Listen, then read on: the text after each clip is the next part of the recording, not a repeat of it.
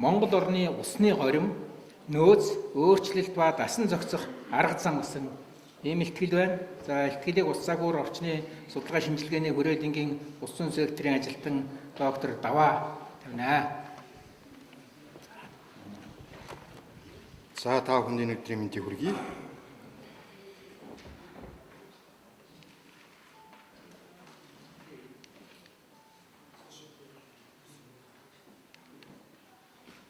За энэ агуулга үзүүлсэн байна. Арга зүй ашигласан мэдээ.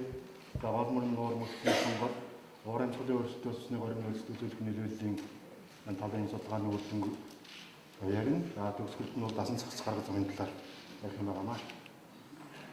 За судалгаанд бол гол мөрөн нуур мөсөн голын ажиглалтын мэдээ, за уур амьсгалын мэдээ, за топо зураг сансрын хиймэл дагуулын данцаад дагуулын мэдээ, за мөн уур амьсгалын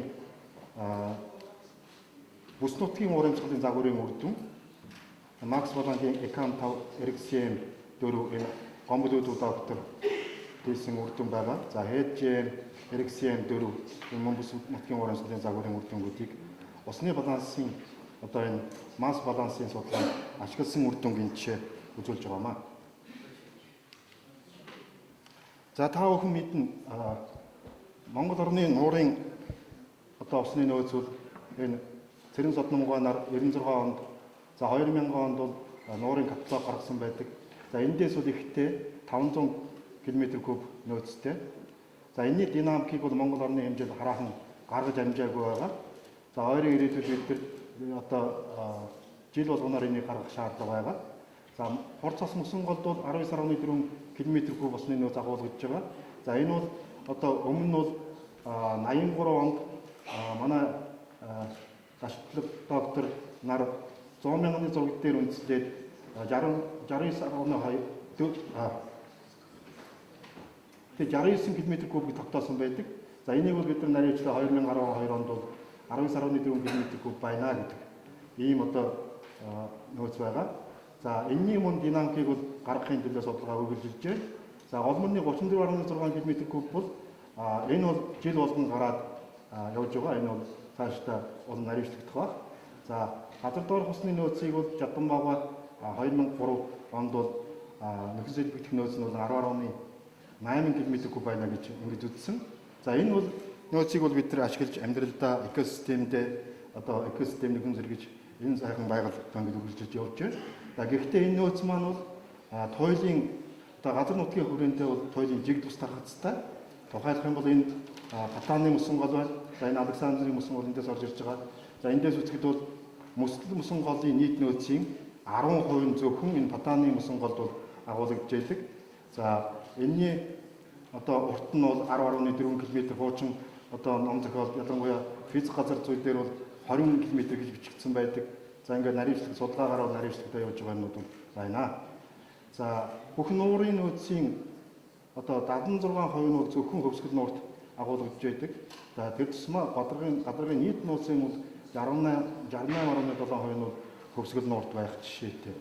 За гол мөрний тухайд бол мэдээд хойд мөсөн талаас маань бол гол одоо замжлах байр суурийг эзэлнэ. Гэхдээ сэлэн мөрөн улсын хил орчимд бол жилдээ 10.7 км3 ийм нөөцтэй байдаг. Энэ нь бол гол мөрний нийт нөөцийн бараг 31%-ийг эзэлж байгаа юм аа. За энэ үгнээс бол усны нөөц бол мэдээж маш жиг тус тархацтай нь бол тодорхой. За энэ чи 100 мянганы зургийн одоо тоо мэдээлэлээр гол мөрний сав газрыг хуваагаад за энэ дотроо хоортон страхлерийн хуулийг ашиглаад голын тоо, тухайн сав газар дахь голын тоо, мөн голын урт мөн ус сурах талбайн одоо эренбиг тоог тодорхойлох болцоотой ийм мэдээлэл үр дүн гарсан байгаа. Өөрөөр хэлбэл энд бол одоо энэ сав газар хэдлүүдтэй нэгдүгээр эренбигийн голын урт дунджаар гэх мэтлэн одоо том эренбигийн голуудын дөрссөн үзүүлэлтүүдийг тодорхойлох боломжтой болж байгаа юм. За энэ судалгааны үр дүнгээс үзэхдээ зэрэг энэ манай орны 3 айсав. За эндээс усан сүлжээний нягтаар үзэх юм бол хойд мөсөн талын айсав 1 км2 одоо талбайд 370 орчим одоо голын урт ногдож байх жишээтэй. Номхон далайн айсав бол 0.2 Төв Азийн газар урсгал айсууд бол 805. За эндээс харахад бол Монгол орны дунджаар бол энэ усан сүлжээний яг 0.12 байдаг. Тийм учраас энэ хойд усан далайн номхон далайн айсавын энэ одоо усны нөөцийг ашиглахдаа тухайн айсавын хүрээнд нь одоо ашиглах нь бол зохистой юм а гэсэн юм бол харагдж байдаг. Харин хойд усан далайн айсаваас Төв Азийн газар урсгал айсав руу энэ усан сүлжээг нэмэгдүүлэх, усны нөөцийг нэмэгдүүлэх чиглэл рүү одоо бас үйл ажиллагаа явуулах нь зүйтэй байхаа ингэж харагдж байгаа. За гол мөрний усны нөөц бол сүүлийн жилүүдэд нэлээд юм одоо бага устай байдалтай. За ялангуяа 2002 онд бол 16.7 км3 болж багассан. 93 онд бол 78.4 км3 байсан. Тийм учраас бид нар энэ гол мөрнийхөө усны нөөцийг ашиглаад усны одоо хоримтлыг бий болгох шаардлага бол байгаа нь эндээс харагдаж байгаа. За нийт голуудаа харах юм бол ерөнхийдөө төсөөтэй ийм гормын олон жилийн хэлбэлзэл ажиглагдана. Энд чинь тухайлбал туул голын одоо урсгалын байдлыг энэ чинь үзүүлсэн байж байгаа. За мөсөл мөсөн голын судалгааны үр дүнгээс энэ чинь үзүүлсэн байна. Манай оронд бол Алтай нурууны 40 улс, Отгон тэнгэр хайрхан, Мөнх сардагт бол нийтдээ 42 улс тахсан 600 гаруй мөсөл мөсөн гол бий. За энэ 600 гаруй гэж одоо хэлж ирсэн бол одоо 590 хэд болсон жижиг мөслүүд бол бас үгүй болсон юм харагдана. За мөслийн өндрийн өөрчлөлтийг бол энэ чинь үзүүлсэн байгаа. За мөн мөслийн талбайн өөрчлөлтүүдийг бол энэ чинь ганцаар дагуулын зургийг ашиглаад өөрчилж гаргацсан байгаа. За энд бол 15 оных бол нэмэгдэж орсон байгаа. За мөн Монгол орны мөслөл ихэнхдээ энэ зүүн хойш чиглэсэн хажууд бол дийлэнх нь байгаа. За мөн хамгийн бага одоо уулын хажуугийн чиглэлүүд энэ баруун өмнөд тийш хажууд бол маш бага байх жишээтэйгээр. За ингээд нийт одоо мөсөн голын талбай хэмжээ нь 29.9-аар багасчаа гэсэн юм үр дүн байна. За мөслийн масс балансын байнгын судалгаа бол хийгдэж байна. Энэ бол 2003 оноос эхэлтэй. За өнөөдрийн байдлаар Таван богд, Цамгарав, Сутай, Түргэн, Мөнх хайрхан зэрэг улсад бол хийгдэж байгаа. За энэ бол энэ судалгааны үр дүнгээр бид нар мөслийн жилийн хайлтын хэмжээ газар нутгийн өндрөөсөө хэрхэн хамаарч байгаа байдлыг бол ингээд тодорхойлж авч байгаа. За энэ одоо энгийн хамаарал боловч хайлтын хэмжээг нь 42 улстай тархаж хайлтын тодорхойлох боломж бол өнөөгийн байдлаар бүрдсэн байна. За хайлтын хэмжээнээс үзэхдээ зэрэг Хатааны мөсөн голын хайлтын нийлбэр байна. 2004-өөс 2015 онд за нэг 2977-аас 3000 орчим метрийн өндөрт одоо энэ хугацаанд 41-өөс 48 м зузаан мөс бол хайлсан байгаа юм. За 3033-аас 3057 метрийн өндөрт бол нэг 33-аас 40 орчим ийм метр зузаан мөс хайлсан байх жишээтэйгээр энэ өндөрөөсөө хайлтууд бага. За дээд талдаа хоримтлын бүс зарим жилүүд ялангуяа 2015 16 онд бол хоримтлын бүс цам гаруй ууланд бол шинээр эргээд бий болсон юмхүү байдалтай. Атааны мөсөн гол дээр бол хоримтлын бүс бол байгаа. Одоо хэрнээ бол энэс дэш хин бүсдүүд хоримтлын бүс байж байгаа. За цам гаруйд бол мөн иймэрхүү динамик харагдана. За Монгол орны нуурын одоо судалгааны үр дүнгээс энэ чинь үзүүлсэн байна. За ланцат дагуулын мэдээгээр энэ Монгол орны нууруудын талбайн динамикийг бол хугацаануудаар гаргаж байгаа. За сүүлийн жилүүдэд энэ ялангуяа одоо 2015 оны байдлаар Монгол орны хэмжээнд энэ ялангуяа хуурай хээр цөлийн бүсд байгаа жижиг нуур шал тойрнууд бол нэлээд олноор ийм ширгсэн байдалтай. За энэ нь бол яагаад ширгсэн байна гэхдээ зэрэг тухайн нуурын усны балансын орлого зарлагын харьцаа бол нэлээд алдагдаж ууршилт авамгаалж байгаа учраас эдгээр нуурууд бол ширгэж байна гэдэг. Ерөнхийдөө том талбайтай нуурууд бага талбайтайр руу шилжих, шал тойрон жижиг нуурууд бол шал тойрон руу болж ингээд хатаж ширгэж ийм нөхцөл нь бол бүрдээд байгаа юм хүү байдал бол харагдаж байна. За ийм учраас бид нэр уур амьсгалын өөрчлөлтөөр ирээдүйд эдгээр одоо гол бүрэн нуур дээр ямар ч өөрчлөлтүүд гарч болох төлөвтэй байна вэ гэдэг дээр бас судалгаа хийж үзсэн. За энэ дээр бол гол мөрний сав газруудаар урсцсан хэмжээ, хурд тундсны хэмжээ, мөн усан гадрын ууршилтын хэмжээг нэмчээд үзүүлсэн байгаа. За ингээд үзэхдээ хойд мөсөн талын АЭС-уудаа Оросд харьцангуй илүү нэмэгдэх, усан гадрын ууршилт харьцангуй бага нэмэгдэх иймэрхүү байдал харагдаж байгаа. За нөгөө хоёр АЭС-ууд бол харьцангуй хэмжээний нөлөөлөл байж болохоор иймэрхүү дүр төрх харагдана. За энэтэйгээ уялдаад энэ нууруудын усны баланс гарах өөрчлөлтүүд бол энэ үзүүлсэн байна. За энэ ялангуяа энэ говь хоёрын бүсэд байгаа энэ нуур тойрнууд бол бид нэр экосистем түшиглэн одоо дасан зохицох хэмжээ авах шаардлага бий болж байна гэдэг нь эндээс харагдаж байгаа. За мөсөн голын ирээдүйн өөрчлөлтийг бол олон одоо мөслүүд дээр бол хийж хараа хэмж чадаагүй. Энэ дээр бол уур амьсгалын өөрчлөлтийн маш өндөр наривчлалтай мэдээлэл шаардлагатай байгаа учраас энийг цааш гүнзгийрүүлэхийг шаардлагатай. За энэ бол Харьхаа голын сав газрын мөслийн толгой хандлагыг бол энэ үзүүлсэн байна. За 2050-аад оны үед бол нэлээд багасах юм байна гэсэн иймэрхүү дүр төрх харагдаж байгаа. За эдгээртэй уялдаа бид нар ямар дасан зохицох арга хэмжээ авч болох вэ гэхлээр зэрэг юуны өмнө бид нар энэ сав газрын нэгдсэн менежментийг одоо нэгэн судалгааны үндслэлтэйгээр тухайн одоо сав газруудын системийн түншилгээ их чадварыг бүрдүүлэх. За удирдлага зохион байгуулалтын мэдээж чадварыг сайжруулах. За өнөө хүртэл бид нар байхгүй байгаа энэ сав газрын нэгдсэн менежментийн тухай хууль эрх зүйн орчноо бол сайн сайжруулах.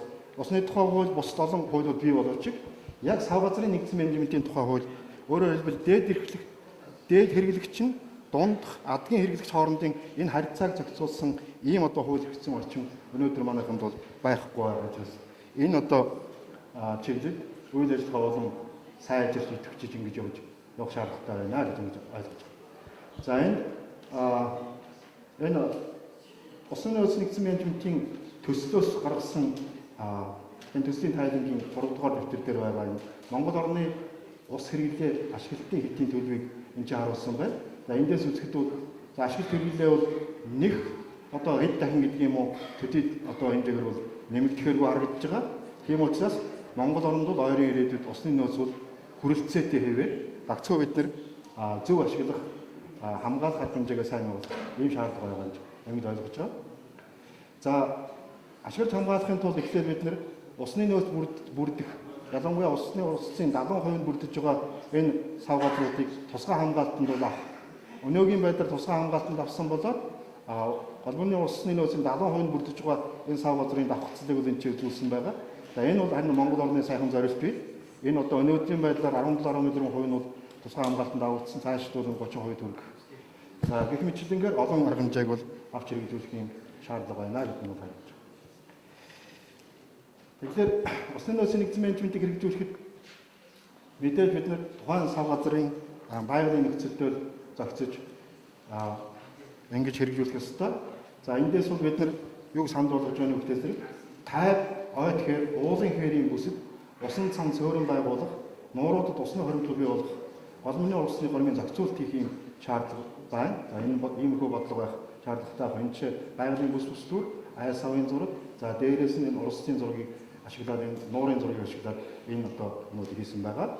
За Монголчуудын хуурай хэрийн дэд бүсд бол голомны татмын нуур тойронд голоос ус татж экосистемийг сэргээх. За энд бол хуучин голдрол нь байгаа учраас энд бол маш их боломжгүй.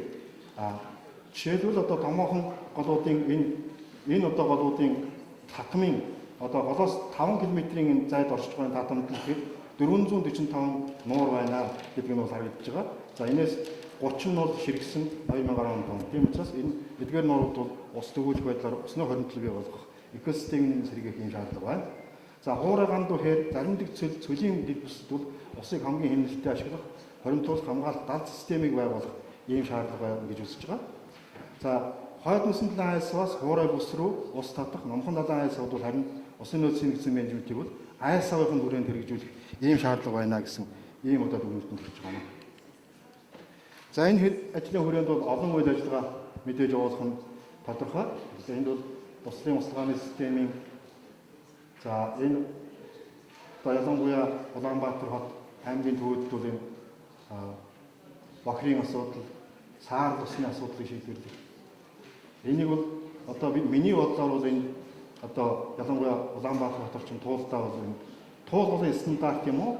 Туул голын хууль гэж юмыг санаачилж гаргах ийм шаардлага бол байгаа. За энэ үерийн хамгаалтын далан нөхөн сэргээг шинжлэх шаардлага байж байгаа. Улаанбаатар хот хамгийн эрсдэлтэй, үерт хамгийн эрсдэлтэй байдалтай байгаа учраас энэ бол одоо үнэхээр одоо маш яаралтай хэрэгжүүл энэ үерийн хамгаалтын талын сэргээх шинжлэх юм шаардлага байна.